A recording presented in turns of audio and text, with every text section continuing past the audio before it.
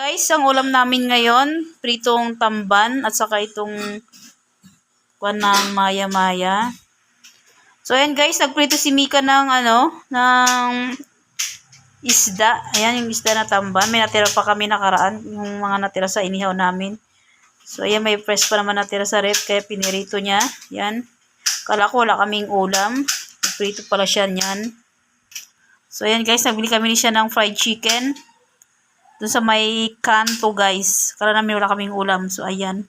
Nadoble ang ulam namin. Ayan ang ulam namin. Ang lunch namin guys. So ayan. Saka itong isda. Puro kami prito guys. Wala kaming kulay ngayon.